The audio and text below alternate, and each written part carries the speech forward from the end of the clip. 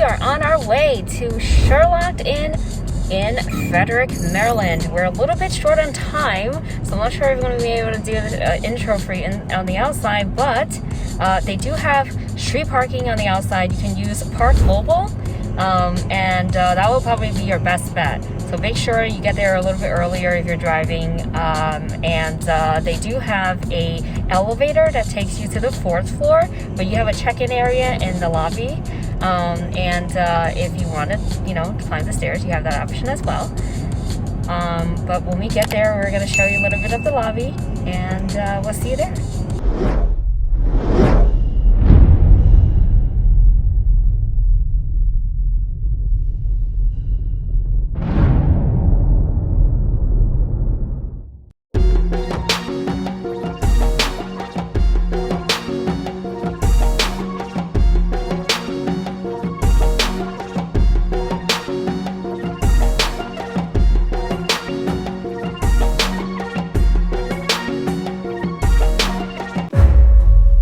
Oh, hello there, my friends.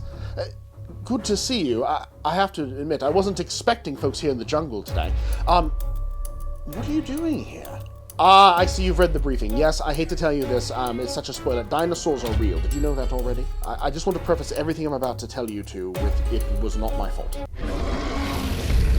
It would appear that what has happened, someone, not you, not me, appears to have stolen dinosaur eggs from an active Tyrannosaurus Rex nest.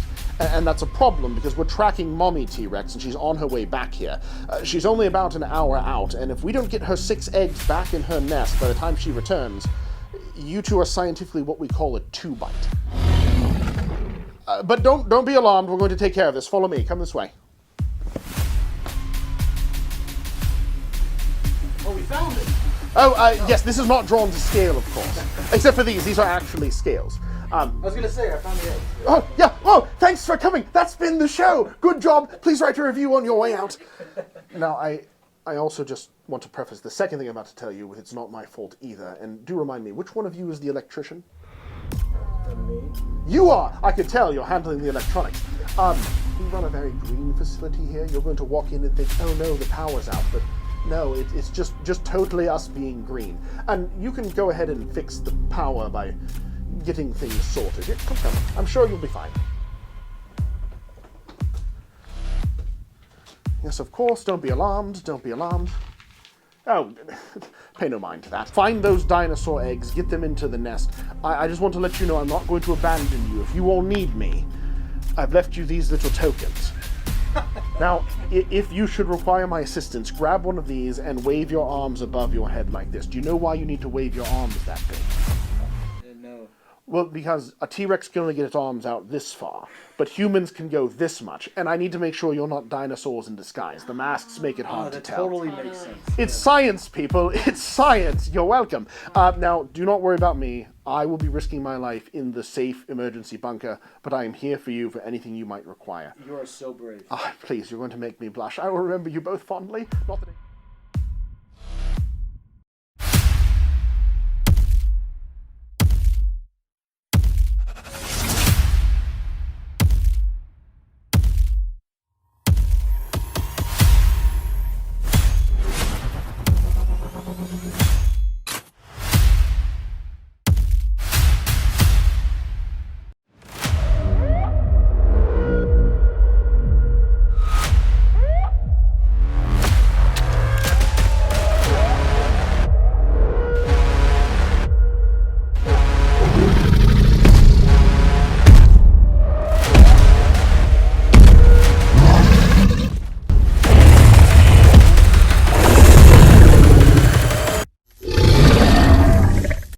How's everybody doing? It is Brandon from EscapeTheRoomers. We are here. We are at Surelocked Escape Games we are in Frederick. Precious. We're in Frederick, Maryland, precious. Oh, sorry, had something in my throat. Hi, sorry, Arnold. You're at Surelocked In Escape Games in Frederick, Maryland. About an hour outside of Washington, D.C. Okay, and I cleared my throat as well. We are in Frederick, Maryland, and we are at Surelocked In Escape Games, and I am with Chris. Chris, how are you, sir? I'm great. Thank you all for coming. Yeah, and Chris is the owner here. It's a whole family-owned business, and we love that because we love to hear stories of families going to play escape rooms and building their own. So. Oh yeah. Well, it all started on a family vacation for us 5 years ago. Our 5-year anniversary is this Thanksgiving. Oh wow. Stop right there. Stop right there. Congratulations on that. I'm just gonna, dive in here. Let's get our, all right, yeah, because we got to toast to that. Hey, ESCAPETHEROOMers, here. Okay. Yeah. Aww. Yeah, so we have a couple questions we want to ask you just to get to know you better, get to know Surelocked In better. How many games do you have here? So right now we have 4 games active and more on the way. Okay. Pre-COVID-19, we had 6 rooms across multiple locations, but in the aftermath, as we're rebuilding from the pandemic, 4 full-time attractions on this location. And which room are we in right now? Right now, you are in Wild Wild Quest. It's our most popular room. It's like playing a Clint Eastwood movie. Here at the Silver Nugget Saloon, you have an hour before the Outlaws get here. And fortunately, the proprietor has hidden enough firearms in this saloon that you can fight your way out should it come to that. Okay, well, since we don't have that much time, I think I'm going all in. Good. So that I can run away with my money. Good. Well, yeah, you already have a better poker hand than I. I'm not even dealt in yet. All right, so the next thing we want to know attached to that question is which is your most popular game that most players like to book? So this one is the most popular overall. 33% success rate. It is a great example of what the escape room industry is, a mix of the old and the new. One of our other most popular rooms is the one that you all enjoyed earlier, Tyrannosolveus Rex. It has 2 versions, the adult version that you enjoyed, and then a kid-friendly version called Dinosaurs, where we really step up the puzzles to make sure that the younger escape artists have a chance. Oh, that's really cool. It's customizable for both adults and kids. So, well, actually, so if kids and adults play, like as a family, do they tend to do the adult version for all of them, or do you, what do you normally do? It usually depends on the age of the kid in question and their maturity. So we find that most youth that only have a single digit in their age prefer the Dinosaurs kid version, but 10-year-olds and above tend to like the adult version, and they tend to be really good at it. Okay. So we want to know, you build most of the games and the puzzles and everything, the set design? That's right. So we build and design everything that you see here. We've been doing it for 5 years now, and we just get a kick out of bringing our favorite childhood stories to life. Okay. So growing up on Western rooms, here we are. Growing up on movies like Jurassic Park, there we were. There we were. And the show keeps on going. And what is a challenge that you've had to face while building these games? It could be like designs, puzzles, construction. What is an obstacle you had to overcome? Biggest thing for us is we were the very first escape room in Frederick, Maryland. And for those of you that aren't in Maryland, this small seeming quaint historic town is actually Maryland's 2nd largest city.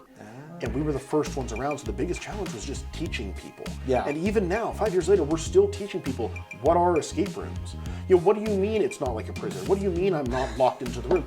Things that, as the industry evolves, helping to teach people that it's safe and good to enjoy yourselves in these type of attractions. Right. We still deal with that to this day. Well, escape rooms still has not been classified as a type of genre or experience yet. It's always like an amusement park or games, or it's not its own classification Oh, yet. precisely, yeah. Well, I'm glad that your company has survived through the pandemic and made it through, and you're reopened to the public.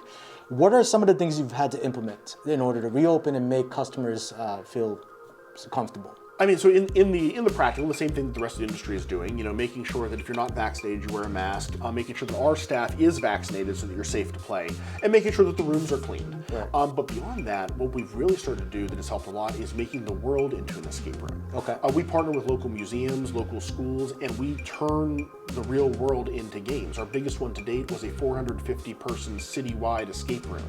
It was called One Vast Adventure, and we turned this entire historic downtown into one massive game with 40 actors and actresses, 30 businesses involved, because once the world became a game, people felt safe to play again. So which room are we in right now? We are in the Great Santascape. So this is our holiday room. We brought this attraction on because of the time of year, but also because we first opened on Black Friday 5 years ago. And so Christmas time was always intimately involved with what we do, and people love to come to this room because it's just a cozy spot to be in. Oh, absolutely. Is this a permanent room or is this a seasonal? It has become a permanent room. It was originally seasonal, but the demand for it was so great that we brought it back. We got bookings for this room from Valentine's Day to 4th of July and beyond. And Halloween. And Halloween. No, actually, Halloween. Like, as soon as the leaves started to change colors, this jumped up to become the second most popular room after the Western one. Oh, wow. Yes. Okay. Yes. And it's not airy themed like Krampus or anything. It's a regular Christmas jolly. The story that's happening in here is that, wouldn't you know it, some naughty listers have taken the naughty or nice list. The elf security measures tripped, which is why the room's a mess, and you have to come in and find the naughty or nice list before Santa and the sleigh take off. Obviously, if you can find it, all will be well, but if you can't, it's coal for everybody. All right. And that's a pretty dire situation. Well, let me ask you something. You've seen a lot of players in your games. I'm assuming on camera because you're game mastering. What is the funniest, craziest thing you've ever seen a player do in one of your games? Well, it's always funny because they don't know any better, right? We're all like children in escape rooms. We just push the envelope until someone tells us to stop. The funniest thing I ever saw was we had a group of fresh out of high school graduates, and they were playing then our pirate room, and they thought, wow, I bet you there's something hidden in the light bulbs. And by the time we came in to stop them, they had formed a human pyramid in the center of the room, and we stopped the final student from climbing onto the top to unscrew the lights. We were like, hey, A+ for your strength and flexibility, but that's not what you need to do. Come back down to earth. They still ended up winning. But Hey, Michael, get on my shoulders. Hey. the solution's in the light bulb. It's like, no. Of course it is. It's in the light bulbs. They covered an impressive amount of ground, though. That was a high ceiling. Oh, wow. Oh, yeah. I mean, I could see cheerleaders doing that, maybe just trying to form a pyramid and get up there and... They had all graduated. They all graduated. All right. Well, thank you for sharing that. Hey, no problem. Thanks for the stroll down memory lane.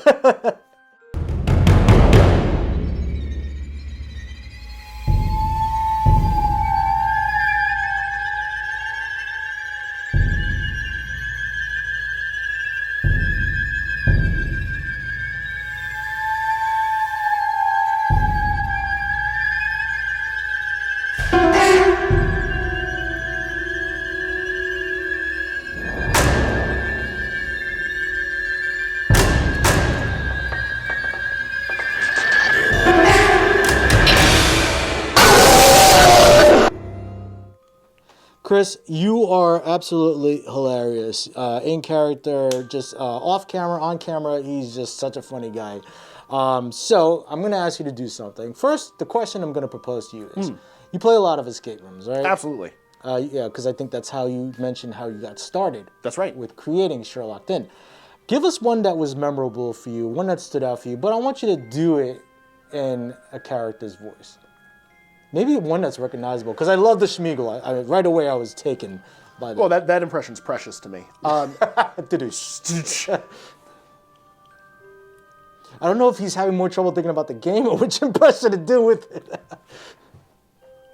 All right, so, Indiana. There I was, your father, walking through the Egyptian jungle. Not the jungle, the sand. Sorry, in my old age, things can get very perplexing. But there we were, just myself and your mother, and we were in this tent.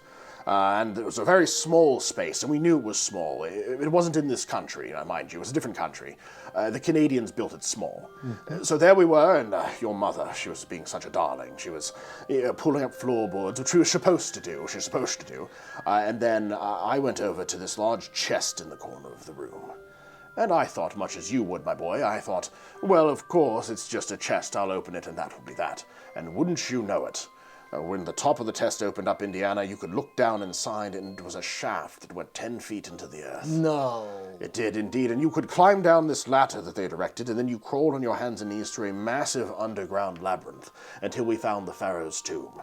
So, not as good as finding the Holy Grail with you, but it'll be better than the crystal skulls. Where was this, Connery, Sean? My Sean Connery, I just want to channel James Bond, the classics. But this was up in Quebec City, Canada. Okay. It was an escape room where you had to find the Pharaoh's tomb and the things they could do with space and not entrapment, because we were never in danger, but things that you can't really do in the States. Right. Just in terms of your means of ingress and egress. The idea that they could take a small, intimate space and blow it into in my head, in my memory, I know I was in a building, but I swear to you I was crawling underneath the pyramids. And the fact that I still feel that way years later is the sign of a great room. Do you remember the name of the game or the company? I could do some research. I think, so the name of the company was in French. It was in Quebec City, and I think it translated to like 2 locks. Okay. But they had the Egyptian room, they had a prison escape room, which was phenomenal, and they were building some new attractions back in 2017 when I was there. All right, I'll have to do some research and find that one out. Worth your time. Also, thank you for doing the Sean Connery, because I know his anniversary of his death was just passed, and rest in peace to him.